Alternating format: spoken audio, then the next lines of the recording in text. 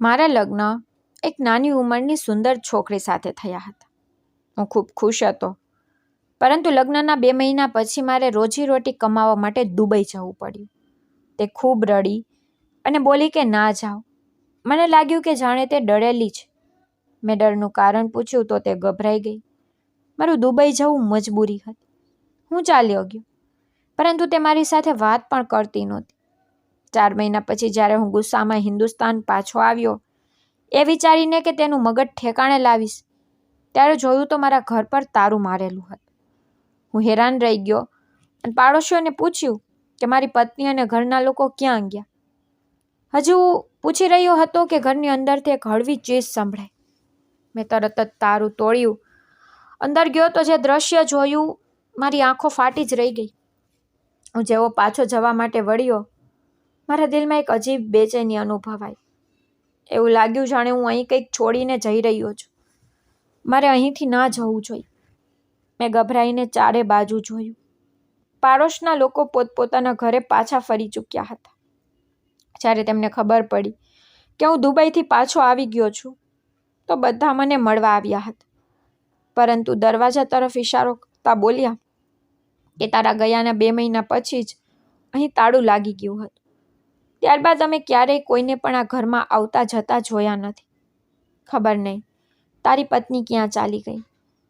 આ વાતો સાંભળીને મારા રૂવાણા ઊભા થઈ ગયા, પરંતુ હું સંયમથી ઊભો રહ્યો. મારા મગજમાં એ પણ ચાલી રહ્યું હતું કે ખબર નહીં મારી પત્ની સાથે શું થયું હશે. જ્યારે હું મારા ઘરે ગયો, ત્યારે મારી માએ પણ દુઃખ વ્યક્ત કર્યું અને કહ્યું કે તારા ગયા પછી મેં આરતીને કહ્યું કે મારી પાસે આવીને રહે, પરંતુ તેને ના પાડી દીધી. પહેલાં તો હું ખૂબ હેરાન થઈ. આગ્રહ પણ કર્યો કે કેવી રીતે એકલી રહીશ, પણ તે પોતાની વાત પર અડી રહી. કહેતી રહી કે ના, હું અહીં જ રહીશ. તો મેં કોઈ જબરદસ્તી ના કરી. એકાદ અઠવાડિયા પછી જઈને જોયું તો તારું ઘર બંધ હતું. લોકોને પૂછ્યું તો તેમને પણ કંઈ ખબર નહોતી.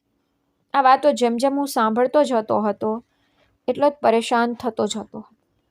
મા મને સમજાવતી હતી કે ચાલ કોઈ વાત નહીં, મળી જશે, અને જો ના પણ મળી તો તે પોતે છોડીને ગઈ હશે.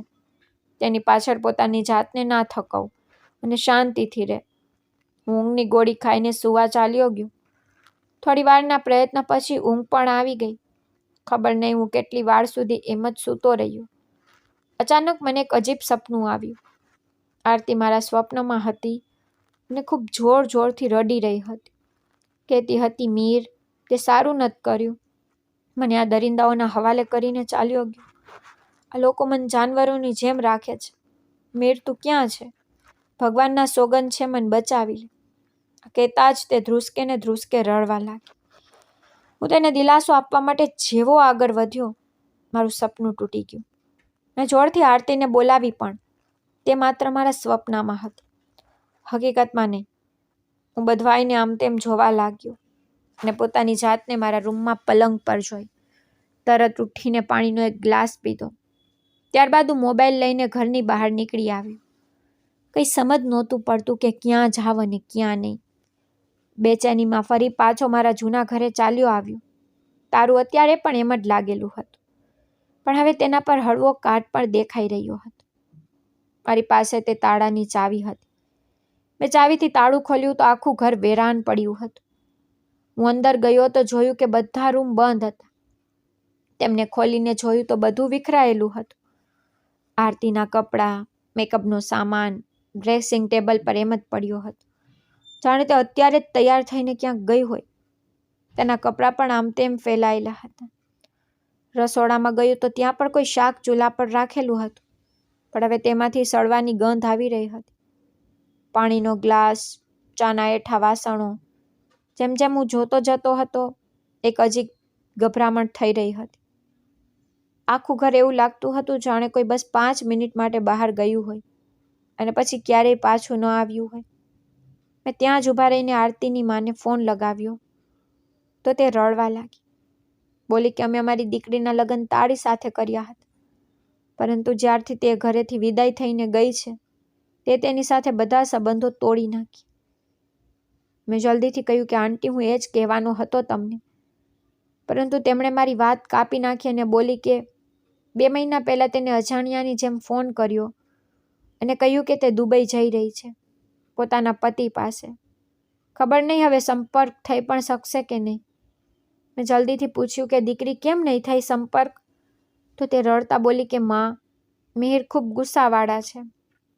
આ કહીને તેને ફોન કાપી નાખ્યો. અને આજે તું મને ફોન કરી રહ્યો છે?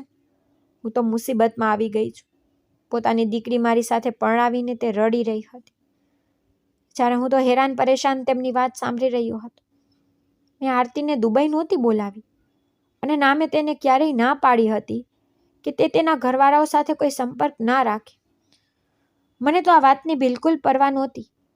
પણ લગ્નના શરૂઆતના દિવસોમાં અવારનવાર હું તેને પૂછતો હતો કે આજે તે તારા પિયરમાં વાત કરી છે? તે જો ના કહેતી તો મારી સામે બેસાડીને તેને ફોન કરાવતો. પછી જો તે પોતાના પિયરમાં નથી તો ક્યાં જઈ શકે છે? આ વાત મને ખૂબ જ પરેશાન કરી રહી હતી. મેં ફોન કાપીને બીજા ઓળખીતાઓને ફોન કર્યો, પણ તેમણે પણ સાફ ઇનકાર કરી દીધો કે તેમને મારી પત્ની વિશે કંઈ જ ખબર નથી. હું ત્યાં જ ખાટલા પર માથું પકડીને બેસી ગયો. ઘણીવાર પછી ઉઠ્યો, પણ ત્યાંથી હાંસલ પર થવાનું શું હતું? મને એક અજીબ અહેસાસ થયો, જાણે આરતી અહીં જ ક્યાંક હાજર હોય. પણ મેં તો આખું ઘર તપાસી નાખ્યું હતું અને તે મને ક્યાંય ના મળી. પરંતુ તેની સુગંધ અને એક અહેસાસ મને ત્યાંથી જવા દેતો નહોતો. થોડી વાર વધુ ત્યાં રોકાયા પછી હું ચૂપચાપ બહાર નીકળી આવ્યો. હવે મારો રસ્તો પાસેના પોલીસ સ્ટેશન તરફ હતો. ત્યાં મેં આરતીની ગુમશુદગીની સૂચના આપી તો તેમણે રિપોર્ટ તો લખી લીધો, પણ મને કોઈ હિંમત આપે તેવો જવાબ ના આપ્યો. તેમના મુજબ છોકરીને ગુમ થયે ઘણો સમય થઈ ગયો છે. હવે જેણે તેને ઉપાડી હશે અથવા જ્યાં તે જવા માંગતી હશે તે ત્યાં પહોંચી ગઈ હશે. તમારે આ રિપોર્ટ ગુમશુદગીના 24 કલાકની અંદર લખાવો જોઈતો હતો, પરંતુ તમે બેદરકારી કરી. હવે અમે કોઈ ગેરંટી ના આપી શકીએ. હા, કોશિશ જરૂર કરીશું કે તમારી પત્નીને શોધી શકીએ. હું ત્યાંથી પણ માયુસ થઈને બહાર નીકળી આવ્યો. બહાર જોયું તો એક જગ્યાએ ભારે ભીડ લાગેલી હતી. લોકો ત્યાં ઊભા રહીને વાતો કરી રહ્યા હતા. કદાચ કોઈ બાબા શહેરમાં નવા આવ્યા હતા અને પોતાની વાતોને કારણે મશહૂર થઈ ગયા હતા. મેં માથું ઝટકાવીને ત્યાંથી નીકળવાનો ઈરાદો કર્યો ત્યારે જ એક માણસની વાત મારા કાને પડી. અરે, જ્યારથી મેં સાધ્વીજીને લંગર ચડાવ્યું છે, મારી તો બધી પરેશાનીઓ આજે જ ઉકેલાઈ ગઈ. હવે તો બસ એવી જ દુઆ છે કે તે મારા માટે પણ કંઈક બોલી દે. મને વિશ્વાસ છે મારા મોટા પ્રશ્નો પણ હલ થઈ જશે. મેં અચંબેથી એ બંને મહિલાઓને જોઈ, જેના જાણે કઈ વિચારની દુનિયામાં હતી. આ દુઆ જો તો તેઓ ઘરે બેસીને કરતી તો કદાચ તેમને વગર કારેરે લંગર અને ચડાવો આપવાની નોબત જ ના આવતી. સ્પષ્ટ હતું કે લોકો અંધવિશ્વાસથી જાળમાં ફસાયેલા હતા. હું માથું ઝટકાવીને ત્યાંથી ચાલ્યો ગયો. દરેક બાજુથી માયુસ થઈ ચૂક્યો હતો. ભગવાન પાસે પણ રડી રડીને મારી પત્નીની મળવાની પ્રાર્થના કરતો રહ્યો. મને વિશ્વાસ હતો કે તેની સાથે જરૂર કોઈ અકસ્માત થયો હશે. તે મને આ રીતે ધક્કો ના આપી શકે. મારા લગ્નમાં પોતાની પસંદગીથી કરાવ્યા હતા. મને તેના પર કોઈ વાંધો નહોતો. લગ્ન પછી તરત જ મારી દુબઈમાં નોકરી લાગી ગઈ. જ્યારે માને આ વાત ખબર પડી તો તે ખૂબ ખુશ થઈ, પરંતુ આરતી રડવા લાગી. મેં તેને શાંત કરી તો તે નરમાશથી બોલી, હું નથી ઈચ્છતી કે તમે મને છોડીને જાઓ. તમારા વગર હું એકલી રહી જઈશ. શું કરીશું? મેં તેને ખૂબ દિલાસો આપ્યો. પછી મારા જવાનો દિવસ નજીક આવી ગયો તો હું પેકિંગમાં પૂરી રીતે ગૂંચવાઈ ગયો. તે દિવસોમાં મેં ધ્યાન ન આપ્યું કે આરતી ખૂબ ખોવાયેલી લાગી રહી છે. તે એક દિવસ વિચારતા બોલી, મિહિર, શું તમે મારા હાલચાલ લેતા રહેશો પાછળથી? કેમ, શું થયું? મેં હેરાનીથી પૂછ્યું. તો તેને પોતાના દિલ પર હાથ રાખીને કહ્યું, મિહિર, મને કંઈ સારું નથી લાગી રહ્યું. એવું લાગે છે કે જ્યારે તમે ચાલ્યા જશો ને તો કંઈક બહુ ખરાબ થઈ જશે. તેની વાતનો મતલબ હું તે વખતે ના સમજી શક્યું. તે ખૂબ ડરેલી લાગતી હતી. કહેવા લાગી, મને બાળપણથી જ સાચા સપના આવે છે. આ વાત તેણે એકાદ વાર પહેલાં પણ કહી હતી. પણ મેં વધુ ધ્યાન આપ્યું નહોતું. હવે જ્યારે તેણે ફરી એ જ વાત કહી તો મેં આશ્ચર્યથી પૂછ્યું, કંઈ જોયું છે તે સપનામાં? તે ગૂંચવાઈને બોલી, આ જ તો સમસ્યા છે. સપનામાં જે સંકેત હોય છે તેને હું સમજી ન જ શકતી. જ્યારે તે ઘટના ઘટી જાય છે ને ત્યારે જ તે સંકેતનો અર્થ સમજાય છે. બસ હવે મેં એવું સપનું જોયું છે જાણે હું તમને હવાઈ અડ્ડા પર છોડીને કોઈ કૂવામાં પડી રહી છું અને તમે પણ મને બચાવી ન જ શકતા. પછી દ્રશ્ય બદલાઈ ગયું અને એક બીજું સપનું આવ્યું, જાણે હું બેભાન પડી છું અને મારી ચારે બાજુ ઘણા લોકો છે. હું બધાની વાતો સાંભળી રહી છું. દરેક જણ મારી સાથે વાત કરવા માંગે છે. તે વિચારતા વિચારતા બધું કહી રહી હતી. હું જે મારી બેગ બંધ કરી રહ્યો હતો, અચાનક તેની પાસે આવ્યો અને કહ્યું, આ કેવું સપનું છે? આનો શું મતલબ હોઈ શકે? તેને માથું હલાવતા કહ્યું, મને ખરેખર નથી ખબર કે આ બધું શું થઈ રહ્યું છે અને કેમ દેખાઈ રહ્યું છે. કોઈ વાતનો અંદાજ નથી. બસ એક અહેસાસ દિલમાં ઉડાણથી જકડાયેલો છે કે જો તમે ચાલ્યા ગયા તો હું બરબાદ થઈ જઈશ. ના જાઉં ને મન છોડીને. આ કહીને તે મારા ગળે વળગીને ધ્રુસકે ને ધ્રુસકે રડવા લાગી. મેં તે વખતે તેની વાતો પર બિલકુલ ધ્યાન ન આપ્યું, કારણ કે ત્યારે મારા પર વિદેશ જવાનો જુનૂન સવાર હતો. મારા પિતા પણ દુબઈમાં જ કામ કરતા હતા. તેમના અવસાન પછી મેં તેમની જગ્યાએ અરજી કરી તો વિદેશ જવું એ મારું બાળપણનું સ્વપ્ન બની ગયું. હવે જ્યારે આરતી આ બધું કહી રહી હતી તો તેને આશ્વાસન આપવા સિવાય મારી પાસે બીજો કોઈ રસ્તો નહોતો, કારણ હું મારું સપનું નહોતો છોડી શકતો. ખૂબ મુશ્કેલીથી આ તક મળી હતી વિદેશ જવાની, તો કેવી રીતે છોડી દેત? મેં તેને કહ્યું, તું પરેશાન ન થા, આ તારો વહેમ હશે. મારી વાત પણ તેને નામાં માથું હલાવીને કહ્યું, જો કંઈ થઈ ગયું તો? મેં નરમાશથી પૂછ્યું, શું લગ્ન પછી તને કોઈ સાચું સપનું આવ્યું છે? 2 મહિના થઈ ગયા છે ને આપણા લગ્નને. આ દરમિયાન કોઈ એવું સપનું આવ્યું છે જે સાચું પડ્યું હોય? આના પર તેને નામાં માથું હલાવીને કહ્યું, ના, કંઈ પણ નહીં. પણ સપના આવવાના જ બંધ થઈ ગયા છે. આના પર મેં ઊંડો શ્વાસ લેતા કહ્યું, પછી કેમ પરેશાન થાય છે? હોઈ શકે ને કે તું માનસિક રીતે થાકેલી હોય એટલે આ બધું તારા મનની કલ્પના હોય. અને જો તું સારું વિચારીશ તો એવું કંઈ પણ નહીં થાય. હવે મને એ જણાવ કે કાલે મારે જવાનું છે તો શું તું મને આ રીતે પરેશાન કરીને મોકલીશ? તારે મજબૂત બનવું પડશે. જ્યાં સુધી હું પાછો ન ફરું ત્યાં સુધી તારે દરેક વાતનો સામનો એકલા કરવો પડશે. સમજી રહી છે ને? તેને માથું હલાવીને હા પાડી. લગ્ન પછી તરત જ માએ અમને અલગ કરી દીધા. મોટા ભાઈનું અલગ ઘર હતું અને મારું પણ. મા ઈચ્છતી હતી કે ભવિષ્યમાં કોઈ ઝઘડો ના થાય, એટલે બધાને અલગ કરી દીધા, જેથી જો કોઈ ખુશી કે તહેવાર હોય તો બધા મળી શકે. મારા સમજવા પર તે શાંત થઈ ગઈ. બીજા દિવસે ઘરના બધા લોકો મને એરપોર્ટ છોડવા આવ્યા. હું આખો રસ્તો આરતીને જોતો આવ્યો. તે અત્યારે પણ બેચેન હતી. રાત્રે જ્યારે મેં તેને થોડી શાંતિ આપી હતી, હવે તેના ચહેરા પર તેવું કંઈ નહોતું. તે વારંવાર મને જોતી, કંઈક કહેવા માંગતી પણ ચૂપ થઈ જતી.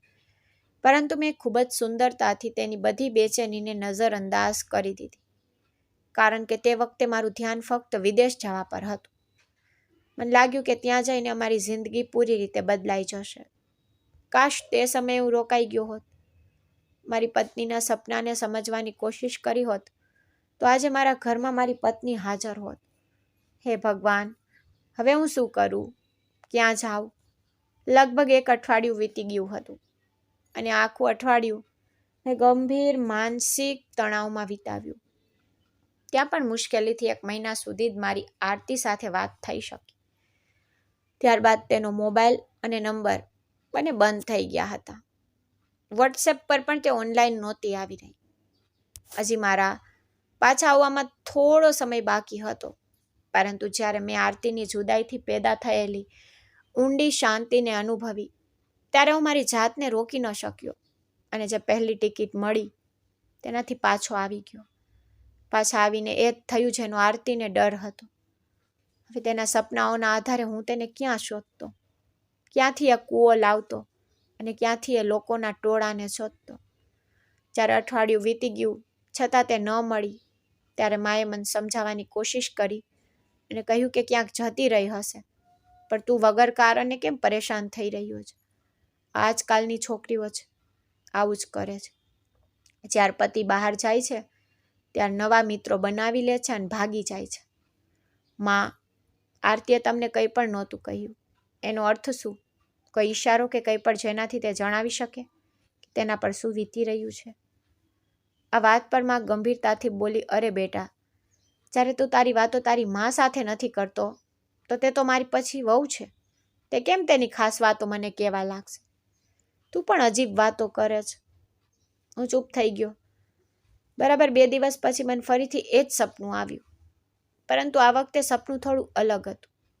એક બંધ રૂમ હતો જ્યાં આરતી બંધાયેલી હતી અને તેની આંખો બંધ હતી, જાણે તે સૂતી હોય, પરંતુ હકીકતમાં તે જાગતી હતી. જેવી મેં રૂમમાં આરતીને જોઈ તો તે મને જોઈને જોર જોરથી રડવા લાગી અને બોલી, તમે જ મારા અપરાધી છો. તમારીથી જોડાયેલા સંબંધો મારા અપરાધી છે. મેં ના પાડી હતી પણ તમે ન રોકાયા. તમે મારી કોઈ ખબર ન લીધી અને હું અહીં દરરોજ મળતી રહી. મને અહીંથી બહાર કાઢો મિહિર. તમને ભગવાનના સોગંદ છે, મને આ નરકમાંથી બહાર કાઢો. પહેલાં જુઓ, તે લોકો મારા જીવ પાછળ પડ્યા છે મિહિર. મને તેમના સવાલોથી બચાવી લો. તેઓ મને ઝંઝોળે છે, યાતનાઓ આપે છે. તેણે હાથથી એક બીજો ઈશારો કર્યો તો મેં ગરદન ફેરવીને જોયું. ત્યાં એક બહુ મોટી દિવાલમાં લાગેલી બારી હતી, જ્યાં અગણિત લોકો ઊભા રહીને આરતીને બોલાવી રહ્યા હતા. તે વારંવાર મને બોલાવી રહી હતી કે મને અહીંથી લઈ જાઓ, આ લોકો મને મારી નાખશે. હું આશ્ચર્યચકિત થઈને ત્યાં ઊભો રહી તે દ્રશ્ય મારી આંખોથી જોઈ રહ્યો હતો. લોકોની ભીડ સતત વધતી જતી હતી. પછી તે બધાએ મળીને દિવાલમાં લાગેલી મોટી બારી એક ઝાટકામાં તોડી નાખી અને માણસોનું એક મોટું પૂર આરતી તરફ ભાગ્યું. તે બૂમો પાડવા અને રડવા લાગી. આ પહેલા કે હું તેને બચાવવા ત્યાં જાઉં તે લોકોમાં ક્યાંક ખોવાઈ ગઈ. બસ એ સપના પછી મારી ઊંઘ ઉડી ગઈ. મેં આમ તેમ જોયું તો આજે પણ હું મારા રૂમમાં જ હતો. આ કેવા સપના આવી રહ્યા છે? શું મને કોઈ સંકેત મળી રહ્યો છે જેનાથી હું આરતીને શોધી શકું? અથવા આ સપના મારા મગજની ઉપજ છે? હું બહાર આવ્યો તો માં આંગણામાં બેઠી હતી. હું તેમની પાસે જઈને તેમના ખોળામાં માથું મૂકીને રડવા લાગ્યો. જેમ જેમ તે મને આશ્વાસન આપી રહી હતી તેમ તેમ મારું રડવાનું વધારે તેજ થતું જતું હતું. માં, હું જ અપરાધી છું આરતી ખોવાય તેનો. તે મને ના પાડતી રહી કે મને છોડીને ના જાઓ. કહેતી કે જો ગયા તો મારી સાથે કંઈક બહુ ખરાબ થશે, પરંતુ મેં તેની એક પણ વાત ન માની. તે સમયે મારા પર વિદેશ જવાનો જુનૂન સવાર હતો અને હું કોઈ પણ સંજોગોમાં એ સોનેરી તક હાથમાંથી જવા દેવા માંગતો નહોતો. પરંતુ હવે શું કરું? ત્યાં જઈને મારી પત્નીને જ ખોઈ બેઠો છું. માં મને સાંભળવાની ખૂબ કોશિશ કરતી. તે અવારનવાર મારું ધ્યાન આરતી પરથી હટાવવામાં લાગેલી રહેતી, જેથી હું વગર કારણે વિચારીને પાગલ ન થઈ જાઉં. એક દિવસ હું મારા ઘરે એમ જ બેઠો હતો ત્યારે માની એક સહેલી મારા ઘરે આવી. અરે મિહિર, તું ક્યારે પાછો આવ્યો? હું અહીં ના આવત તો તું મને મળત પણ નહીં. હું ચૂપ જ રહ્યો. હવે જ્યારથી આરતી ગુમ થઈ હતી હું લોકોની વાતોને ખૂબ ઓછો જવાબ આપતો હતો. ત્યાં સુધીમાં માં પણ ત્યાં આવી ગઈ હતી. અરે તે નરમાશથી બોલી, અરે સંબંધીને લઈને જાય છે, તારા દીકરાને પણ સાધ્વીજી પાસે લઈ જા. જો તો ખરા, ખબર નથી શું પરેશાની છે, કેટલો ગળાઈ ગયો છે. કેવી માં છો તું? લઈને નત ગઈ શું? સાથે જ તે સ્ત્રીએ મને જોયો અને અફસોસથી પોતાનું માથું હલાવવા લાગી. કે બેટા, ગયો નથી શું સાધ્વી પાસે? અરે ભગવાન પર બહુ શ્રદ્ધા છે તેમની, બહુ કરામત તેમની પાસે છે. જે પણ પોતાની પરેશાની લઈને જાય છે બસ પછી તે તેને સપનું આપીને તરત જ ઉકેલ બતાવી દે છે. મને આ વાતો પર વિશ્વાસ નહોતો. મેં સીધી કહી દીધું, મને આ બધું ગમતું નથી. તે સ્ત્રી જે મારી ખાનગી બાબતોમાં દખલ કરવાની કોશિશ કરી રહી હતી મારા જવાબ પર ઝંખ વાણી પડીને હસતા બોલી, સારું ન માન. ચાલ મને જ કહી દે કે હવે પરેશાન છે, હું દુઆ કરી દઈશ તારા માટે. આખરે દુઆ તો કરી જ શકીએ ને. તારી માએ પણ મારા માટે ઘણી દુઆઓ કરી હતી અને આજે જુઓ મારું સંતાન સ્વસ્થ છે. ડૉક્ટરોએ તો કહી દીધું કે બાળક નહીં થાય. તારી માનું બહુ મોટું દેણું છે મારા પર. બોલ શું વાત છે? તે સ્ત્રી અજીબ ચીપકુ સ્વભાવની હતી. વગર કારણે જાણકારી લેવા માટે ઉતાવળી થઈ રહી હતી. મારી પત્ની નથી મળી રહી અને મારું માનસિક સંતુલન ખૂબ બગડી રહ્યું છે. સારું રહેશે કે તમે તમારા સૂચનો તમારી પાસે જ રાખો. જો તમે માને મળવા આવ્યા હોય તો ફક્ત તેમને જ મળો. આસપાસની બાબતોમાં ડોકિયું કરવાની કૃપા ન કરો. આ કહીને હું ત્યાંથી જવા લાગ્યો.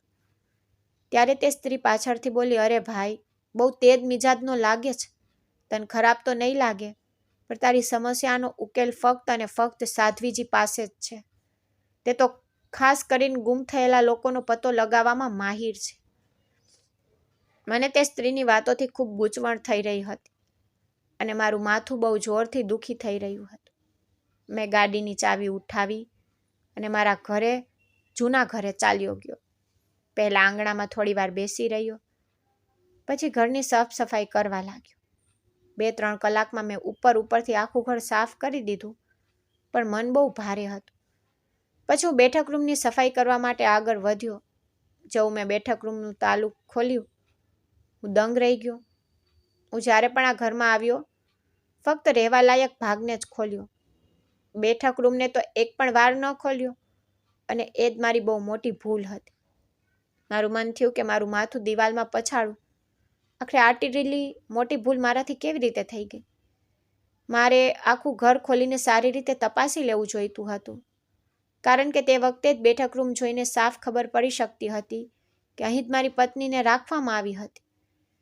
દિવાલ સાથે લોખંડની સાંકળો બાંધેલી હતી અને તેની આગળ હથકડી જેવા ગોળ નિશાન બનેલા હતા, જેની સંખ્યા 4 હતી, એટલે કે 2 હાથ અને 2 પગ માટે. આ સિવાય બેઠક રૂમમાંથી બહુ જ તીવ્ર અને ગંદી દુર્ગંધ આવી રહી હતી. ત્યાં જ ખાવાના વાસણો અને પાણીનું કુલર બહુ જ વેરવિખેર રીતે ફેંકાયેલું હતું. બેઠક રૂમનું ફર્નિચર ખેંચીને એક દિવાલ પાસે લગાડી દેવામાં આવ્યું હતું. હું તરત જ બેઠક રૂમના બીજા દરવાજા તરફ ભાગ્યો, જે પાછળની ગલીમાં ખુલતો હતો. પરંતુ તે ગલી મેઇન ગેટવાળી ગલી નહોતી, પણ તેનાથી પાછળની ગલી હતી. એટલે કે જે પણ વ્યક્તિ હતો, તેણે મારી પત્નીને મારા જ ઘરમાં છુપાવીને રાખી હતી અને બહુ ચાલાકીથી બધાને છેતરી રહ્યો હતો, એવું દેખાડીને કે તે ઘર મહિનાઓથી બંધ છે, જેથી કોઈને શંકા ન જાય અને તે આરામથી આરતીને ત્યાં જ રાખી શકે. તેમ છતાં મને વાત સમજાતી નહોતી કે જો તેને આરતીને ઘરમાં જ રાખવી હતી, તો તેને બાંધીને કેમ રાખવામાં આવી હતી અને આખરે તેનો હેતુ શું હતો? પરિસ્થિતિ બહુ ખરાબ થઈ ગઈ હતી. મેં તે જ સમયે પોલીસને ફોન કર્યો અને તેમને આખી સ્થિતિ જણાવી. થોડી જ વારમાં પોલીસ પહોંચી ગઈ અને તેમણે તે જગ્યા સીલ કરી દીધી. હથકડીઓને ઉતારીને ફોરેન્સિક તપાસ માટે મોકલવામાં આવી. એક દિવસમાં રિપોર્ટ આવી ગયો, જેમાં પુષ્ટિ થઈ કે ત્યાં આરતી જ હતી, જેને થોડા દિવસ પહેલાં જ ત્યાંથી ક્યાંક બીજે લઈ જવામાં આવી હતી. પોલીસ અધિકારીઓએ મને પૂછ્યું, શું તમને કોઈના પર શંકા છે?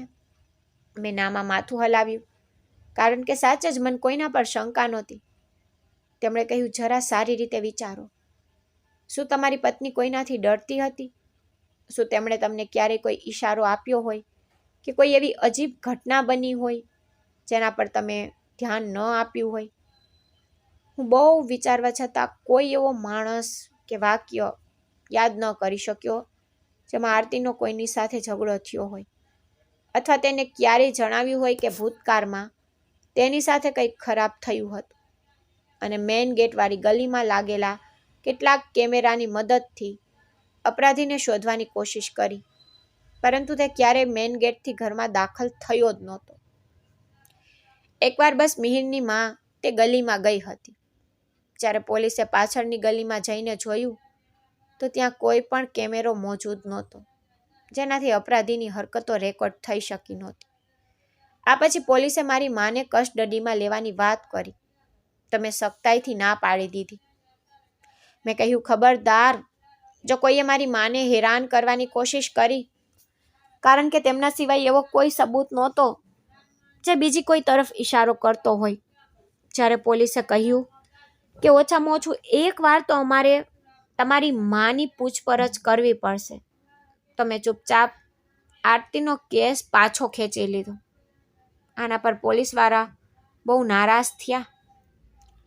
જ્યારે માને આ વિશે ખબર પડી તો તે બહુ ગુસ્સામાં બોલી, બેટા, તે ઠીક નથી કર્યું. તે લોકો તો પોતાનું કામ જ કરી રહ્યા હતા. તેમને કરવા દેવું જોઈતું હતું.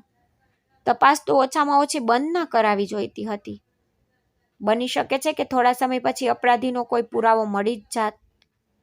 માં મને ઠપકો આપી રહી હતી, પણ હું મારી મા પર કોઈ આરોપ આવવા દેવા માંગતો નહોતો. ભગવાન સારું કરશે, તમે ચિંતા ન કરો. જો ભગવાને આપણને આરતીનો કોઈને કોઈ પુરાવો આપવાનું નક્કી કર્યું છે તો આપણને કંઈ નહીં થાય. જોજો, તે પોતાની જાતે જ આપણી સામે આવી જશે. અને જો એવું નહીં થાય તો આપણે લાખ કોશિશ કરી લઈએ તો પણ ત્યાં સુધી નહીં પહોંચી શકીએ. પરંતુ આ બધામાં હું તમને તકલીફ આપી શકું નહીં, અને આપવા માંગતો પણ નથી. આ વાત સાંભળીને માં રડવા લાગ્યા અને મને બહુ બધી દુઆઓ આપવા લાગી. હું રૂમમાં આવ્યો અને વડીલોની જેમ ગીતા વાંચી. વારંવાર ભગવાનને એ જ પ્રાર્થના કરી રહ્યો હતો કે મારી પત્નીને પોતાની સુરક્ષામાં રાખે. મેં તેને એકલી છોડીને બહુ મોટી ભૂલ કરી છે. હવે હું મારી ભૂલ પર બહુ પસ્તાઈ રહ્યો છું. આશરે 15 મિનિટ સુધી એમ જ દુઆ કરતો રહ્યો. આ પછી મારામાં એક અજીબ શાંતિ ફેલાવા લાગી. દુઆ કરીને ઊભો થયો હતો કે મને મારી કંપની તરફથી મેસેજ આવ્યો.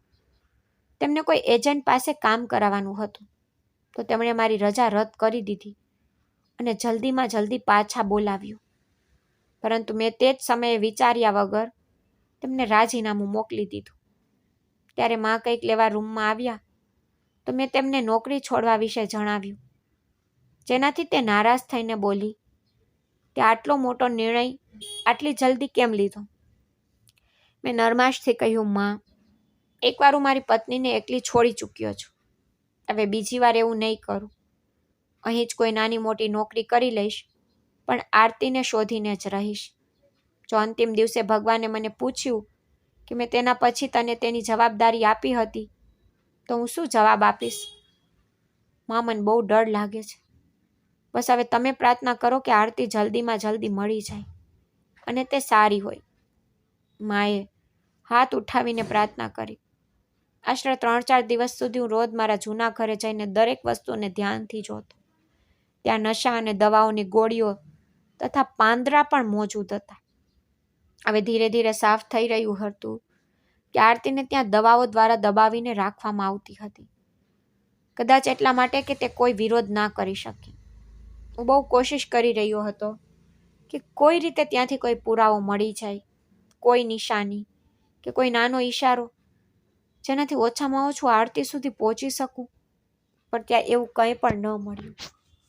હું બહુ થાકી ગયો હતો, એટલે ત્યાં જ બેસીને જોર જોરથી રડવા લાગ્યો. ખબર નહીં ક્યારે રડતા રડતા મારી આંખ લાગી ગઈ અને હું સૂઈ ગયો. ઊંઘમાં એકવાર ફરી આરતી મારા સપનામાં આવી. તે બહુ થાકેલી અને નબળી દેખાઈ રહી હતી. મને જોઈને નરમાશથી બોલી, તમને અપરાધી કેમ દેખાઈ નથી રહ્યો? તે તો તમારી આસપાસ જ છે.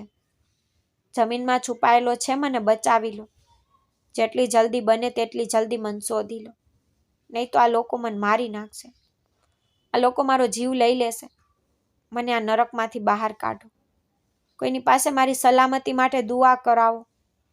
આટલું કહીને તે ચાલી ગઈ અને મારી આંખો આપોઆપ ખુલી ગઈ. હું એમ જ ફ્લોર પર સૂતો હતો. હવે ઉઠીને છત સામે જોવા લાગ્યો. આરતી ઈચ્છતી હતી કે હું તેને શોધી કાઢું. એટલે જ કે જેણે પણ તેને છુપાવી છે તે જાણી ચૂક્યો છે કે હું તેની શોધ કરી રહ્યો છું. જો જલ્દીથી જલ્દી હું મારી પત્નીને શોધી નહીં શકું તો તેઓ તેને સાચે જ મારી નાખશે. એટલે જ તે સપનામાં આટલી પરેશાન દેખાતી હતી. હે ભગવાન, હવે હું શું કરું? મને કોઈ રસ્તો બતાવ. મને થોડી સમજ આપ. મારું માર્ગદર્શન કર કે હું મારી પત્નીને શોધી શકું. આમ જ પ્રાર્થના કરતાં કરતાં મેં ઘરના બધા રૂમોને તાળા માર્યા અને બહાર નીકળી આવ્યો. હું હજુ મોહલ્લાની બહાર નીકળ્યો જ હતો કે મને આરતીની સહેલી દેખાઈ. મને જોઈને તે જલ્દીથી આરતી વિશે પૂછવા લાગી. મેં તેને પૂછ્યું, શું તું આરતીને નથી મળી? તે શર્માતા બોલી, ભાઈ તમારા લગ્ન પછી તમારા પણ લગ્ન થઈ ગયા હતા. પછી હું સાઉદી અરેબિયા ચાલી ગઈ હતી. અત્યારે મળવા માટે આવી છું. એટલે જ તમારા ઘરે પણ આવી હતી, પણ કંઈક કામકાજ હતા, તેમાં જ અટવાયેલી રહી. મેં ઉદાસ અવાજે કહ્યું, ના સોનલ, કોઈ જરૂર નથી. તે નવાઈ પામીને મને જોતા બોલી, શું થયું ભાઈ, બધું બરાબર તો છે ને? તમે પરેશાન લાગો છો. શું આરતી ઠીક છે? અને આંટીની તબિયત કેવી છે? ભીની આંખે માથું હલાવ્યું અને પોતાની જાતને સંભાળતા કહ્યું, સોનલ, આરતી ખોવાઈ ગઈ છે. તે મળી રહી નથી. અરે, એમ કેવી રીતે ખોવાઈ જાય? કોઈ નાની બાળકી તો નથી કે તમે આટલા પરેશાન થઈ રહ્યા છો?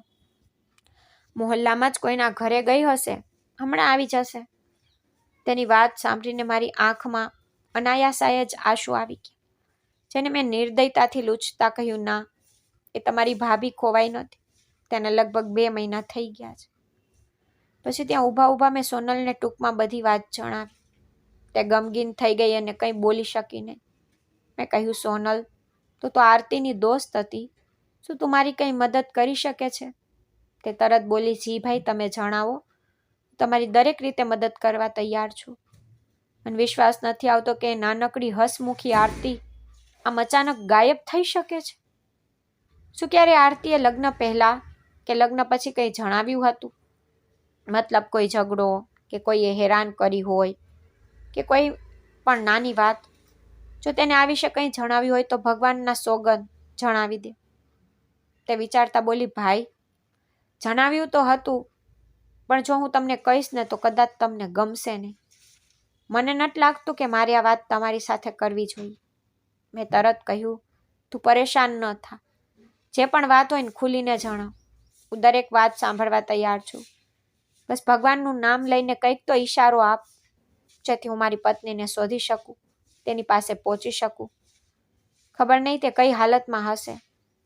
ભાઈ, માફ કરજો, પણ એકવાર આરતીએ જણાવ્યું હતું કે આંટીનું વર્તન તેની સાથે સારું નહોતું. મેં તેની વાત કાપતા કહ્યું, માનું વર્તન કેમ સારું નહીં હોય? માએ તો શરૂઆતથી જ અમને અલગ કરી દીધા હતા. પછી જ્યારે તે અલગ ઘરમાં રહી હતી તો માં તેને કેમ પરેશાન કરે? તે ધીમેથી બોલી, એટલે જ તો હું તમને જણાવવા નહોતી માંગતી, કારણ કે તે તમારી માં છે. પણ પોતાની માં વિશે કોઈ પણ ખરાબ વાત માણસ સહન નથી કરી શકતો, પછી ભલે તે તમે હો કે હું. બાકી તમે કોઈ બીજી વાત પૂછી તો મને બસ આ જ વાત યાદ આવી. આ સિવાય મને યાદ નથી કે આરતીનો ક્યારેય કોઈની સાથે ઝઘડો થયો હોય કે તેનો કોઈ નજીકનો મિત્ર રહ્યો હોય. આ કહીને તે ચૂપ થઈ ગઈ. મેં જલ્દીથી કહ્યું, ના, મન જણાવો, માની શું વાત કરતી હતી? ખબર નહીં, મને બરાબર યાદ નથી, પણ તેણે જણાવ્યું હતું કે આંટી તેને ટોકિયા કરતી હતી. તેમણે એવું પણ કહ્યું હતું કે તને સાચા સપના આવે છે, એટલે જ હું તને મારી વહુ બનાવીને લાવી છું, જેથી તું અમને કોઈ રસ્તો બતાવી શકે. આંટી તેને મજબૂર કરતી હતી, ક્યારેક પોતાનો કોઈ પ્રશ્ન જણાવીને, તો ક્યારેક કોઈ સહેલી કે સંબંધીનો ઉલ્લેખ કરીને કે આનો ઉકેલ બતાવ. આરતી સપનામાં કંઈ પણ જોવાની ના પાડતી હતી, કહેતી કે આ મારા અધિકારમાં નથી. પણ આંટી કહેતી કે તું જાણી જોઈને ના પાડી રહી છે. જ્યારે તને બધું દેખાય છે, તું ભવિષ્ય જોઈ શકે છે, જ્યારે એવું બિલકુલ નહોતું. ભાઈ, હું બાળપણથી આરતીને જાણું છું. તેને સાચા સપના ક્યારેક જ આવતા હતા. બસ એકવાર તેણે આંટી વિશે આ બધું જણાવ્યું હતું. આ સાંભળીને હું સદબત રહી ગયો, કારણ કે આજ સુધી માએ કે આરતીએ મારી સામે ક્યારેય આ વાતનો ઉલ્લેખ કર્યો નહોતો. સોનલ, જે કંઈ પણ તું જણાવી રહી છે, શું તે સાચું છે? તે નરમાશથી બોલી, ભાઈ, હું મારા સોગંદ ખાઈને કહું છું. કદાચ મારા સોગંદ પર પણ તમને વિશ્વાસ ન હોય તો હું ઈશ્વરના સોગંદ ખાઈને કહું છું કે જે કંઈ જણાવ્યું તે સાચું છે. અને એ પણ જણાવી દઉં કે આરતી તમારાથી વાતો છુપાવતી હતી. તે નહોતી ઈચ્છતી કે આ વાતો તમને ખબર પડે અને તમારા અને આંટી વચ્ચે કોઈ ગેરસમજ પેદા થાય. ત્યારબાદ થોડી બીજી વાતો કરીને હું ત્યાંથી નીકળી ગયો. હવે મારું ધ્યાન ઘર તરફ હતું. હું મા પાસેથી આ વાતોની પુષ્ટિ કરવા માંગતો હતો. સોનલે સોગંદ તો ખાધા હતા, પણ જ્યાં સુધી હું મારી મા પાસેથી આ વાતોની સત્યતા તપાસી ન લઉં ત્યાં સુધી મને ચેન પડવાનું નહોતું. આરતીના સપનાવાળી વાત તો મને લગ્ન પછી જ ખબર પડી હતી, અને તે પણ ખુદ આરતીએ જ જણાવી હતી, જ્યારે માએ આવી કોઈ પણ વાતનો ઉલ્લેખ ક્યારેય મારી સાથે કર્યો નહોતો. મને યાદ હતું કે મારી બહેને એકવાર વાતચીત દરમિયાન જણાવ્યું હતું કે જ્યારે બંનેના લગ્ન નહોતા થયા ત્યારે તેનું એક ઘરેણું ક્યાંક ખોવાઈ ગયું હતું. બીજા દિવસે તેમજ આરતી સાથે ફોન પર વાત કરી રહી હતી તો આરતીએ તેને જણાવી દીધું કે તારું ઘરેણું ફલાણી જગ્યાએ રાખેલું છે. આ જણાવતા મારી બહેન ખૂબ હસી અને બોલી, તારે તો લીલા લેર છે, જો તારા ઘરમાં ક્યારેય કંઈ ખોવાઈ ગયું તો પણ ચિંતા નહીં, તારી પત્નીને બધી વાતની ખબર પડી જાય છે. મેં ત્યારે આ વાત પર ધ્યાન આપ્યું નહોતું, પણ હવે એક એક કડી જોડાતી જતી હતી. હું પગપાળા જ ઘર તરફ ચાલવા લાગ્યો ત્યારે જ મને ફરી એકવાર એ જ જગ્યા દેખાઈ જ્યાં લોકો મોટી શ્રદ્ધાથી લાઈનમાં ઊભા હતા. તે જ સમયે મને આરતીનું સપનું યાદ આવ્યું, જેમાં તે કહી રહી હતી કે કોઈની પાસે દુઆ કરાવી લો. મને એ બધી વાતો પર વિશ્વાસ નહોતો, પણ આરતી પર હતો. તે ઈચ્છતી હતી કે હું તેને શોધું, તો કંઈ પણ વિચાર્યા વગર હું પણ એ લાઈનમાં લાગી ગયો. મને વિશ્વાસ નહોતો કે અહીં કંઈ મળશે, પણ ખબર નહીં કેમ હું ત્યાંથી હલી શક્યો નહીં અને મારા પગ આપોઆપ રોકાઈ ગયા. ઘણીવાર પછી મારો નંબર આવ્યો. રૂમની બહાર બેઠેલા વ્યક્તિએ મારી પાસેથી 1000 લીધા. મેં ચૂપચાપ પૈસા કાઢીને આપી દીધા. જ્યારે અંદર ગયો તો ત્યાંનું વાતાવરણ વિચિત્ર હતું. એક વ્યક્તિ ખુરશી પર બેઠો હતો. જોવામાં તે કોઈ નકલી બાબા જેવો જ લાગતો હતો. તેની પાસે જમીન પર એક નાનું કપડું પાથરેલું હતું, જેના પર એક છોકરી આંખો બંધ કરી દિવાલના ટેકે બેઠી હતી. તે છોકરીની હાલત ખૂબ જ ખરાબ હતી. વાળ વિખરાયેલા હતા અને કપડાં અત્યંત મેલા ઘેલા હતા. હા ભાઈ, શું સમસ્યા છે તારી? કોઈ મહિલાએ ઊંચા અવાજે પૂછ્યું.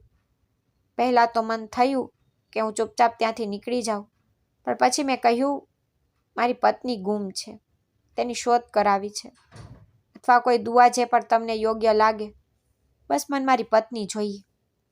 તે વ્યક્તિએ પેલી મહિલા તરફ ઇશારો કર્યો અને કહ્યું, સાધ્વીજીને કંઈક ભેટ આપો અને તેમને તમારી સમસ્યાઓ જણાવો. તે સપનું જોઈને જણાવી દેશે કે તમારી પત્ની ક્યાં છે. મેં તે નશામાં ધૂત મહિલા તરફ જોયું, જે આંખો બંધ કરીને બેઠી હતી. નશાની ગંધ ચારે બાજુ ફેલાયેલી હતી. આ સમજવું મુશ્કેલ નહોતું કે તે સમયે તે ખૂબ જ નશામાં હતી.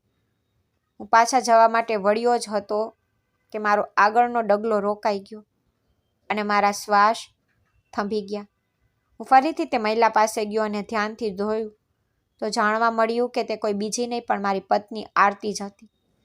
તેની હાલત ખૂબ જ ખરાબ હતી અને તે એટલી ગંદી થઈ ગઈ હતી કે ઓળખવી પણ મુશ્કેલ હતી. હું તેને જોર જોરથી હલાવવા લાગ્યો. બધા લોકો મારી તરફ ધ્યાનથી જોવા લાગ્યા. પેલા નકલી બાબાએ મને પાછળ ધકેલવાની કોશિશ કરી તો મેં તેને ખરાબ રીતે મારવાનું શરૂ કરી દીધું. ત્યાં મોટો તમાશો થઈ ગયો. ભીડમાંથી કોઈએ પોલીસને બોલાવી લીધી. જ્યારે પોલીસ આવી તો મેં તેમને જણાવ્યું કે આ જ મારી પત્ની છે. પોલીસ કર્મીઓ એ જ હતા જે આરતીના કેસની તપાસ કરી રહ્યા હતા. પેલા પાખંડી બાબાએ ઘણો વિરોધ કર્યો, પણ પોલીસે તેને કસ્ટડીમાં લઈ લીધો. હું આરતી સાથે વાત કરવાની કોશિશ કરી રહ્યો હતો, પણ તે હોશમાં નહોતી. શરૂઆતમાં તે બાબા મોઢું નહોતો ખોલી રહ્યો કે આ બધું કોના કહેવાથી કરી રહ્યો હતો, પણ જ્યારે પોલીસના હાથે તે માણસ લાગ્યો તો તેણે જે નામ લીધું તે મારા માટે અવિશ્વસનીય હતું. તેને મારી માનું નામ લીધું અને કહ્યું કે એ જ સ્ત્રી આ છોકરીની મદદથી ખોટો ધંધો ચલાવી રહી છે. તે તેને સાંજે અહીંથી લઈ જાય છે અને ખબર નહીં કઈ જગ્યાએ રાખે છે, પછી સવારે પાછી લઈ આવે છે. આ છોકરી સાચા સપના જુએ છે અને અમે તેનાથી દિવસના લાખો રૂપિયા કમાઈ લઈએ છીએ. તે પાખડી બાબા બોલતો જતો હતો અને હું ધરતી પર ઊભો રહી શકતો નહોતો, એ વિચારીને કે આખરે મારી માએ આ બધું કેમ કર્યું. તેમને આને જરૂર કેમ પડી પૈસાની. આરતી સાથે મારા લગ્ન પણ તેમણે આ જ કારણસર કરાવ્યા હતા, જેથી તેઓ તેને પોતાના ગંદા ધંધા માટે વાપરી શકે. મારા વિદેશ જતાં જ માએ આરતીને નશો અને દવાઓ આપવાનું શરૂ કરી દીધું. પછી આ ઘરને તારું મારીને તેને બેઠક ખંડમાં બંધ કરી દીધી અને અલગ અલગ પ્રકારના લોકો પાસે તેનો ઉપયોગ કરાવતી હતી. હું સદબદ ત્યાં ઊભો હતો. ત્યારે એક પોલીસ અધિકારી મારી પાસે આવ્યો અને બોલ્યો, હા ભાઈ, હવે જણાવો, હવે પણ તમારી મા પર કોઈ તપાસ ન થાય કે હવે પણ તેમને છોડી દઈએ? હવે આ વાત સાબિત થઈ ચૂકી છે કે આ બધાની પાછળ તમારી મા જ હતી. મને કંઈ પણ સમજાતું નહોતું. માને પોલીસ પોતાની સાથે લઈ ગઈ અને તેમના પર કડક કલમો લાગી ગઈ. આરતીને ખૂબ જ વધારે પ્રમાણમાં નશાની દવાઓ આપવામાં આવી હતી, જેના કારણે તેની સારવાર શરૂ થઈ. ધીરે ધીરે આરતીની તબિયતમાં સુધારો આવવા લાગ્યો, પણ અમારા સંબંધ પર જે ઘા લાગી ગયો હતો તે ક્યારેય પૂરો ભરાઈ શક્યો નહીં. માં હવે જેલના સળિયા પાછળ હતી અને હું મારા અંદરના એ તોફાન સાથે લડી રહ્યો હતો, જેમાં પોતાનાઓની સાજિશ, પ્રેમનું તૂટવું અને વિશ્વાસનું મૃત્યુ સામેલ હતું. જિંદગી જાણે અચાનક થંભી ગઈ હતી. હવે બધું ફરીથી શરૂ કરવાનું હતું, પણ આ વખતે બિલકુલ એકલા. તો મિત્રો, આ વાર્તાનો નૈતિક સંબંધ એ છે કે અંધવિશ્વાસ, લાલચ અને પોતાના સ્વાર્થ માટે કોઈના જીવ સાથે ખેલ કરવો એક દિવસ સામે આવી જ જાય છે. સત્ય ભલે ગમે તેટલું છુપાવવામાં આવે, અંતે તો તે બહાર આવે જ છે. કોઈના સપના, સંબંધો અને લાગણીઓ સાથે દગો કરવો એ સૌથી મોટો અપરાધ છે અને તેનું પરિણામ માત્ર કાયદો જ નથી આપતો, પણ સંયમ અને નિયતિ પણ ખૂબ જ કઠોર સજા આપે છે. તો મિત્રો, આ હતી આજની વાર્તા. આ વાર્તા પર તમારી શું રાય હતી તે કોમેન્ટ બોક્સમાં જરૂર જણાવજો. જો તમને વાર્તા ગમી હોય તો વિડીયોને લાઇક અને ચેનલને સબસ્ક્રાઈબ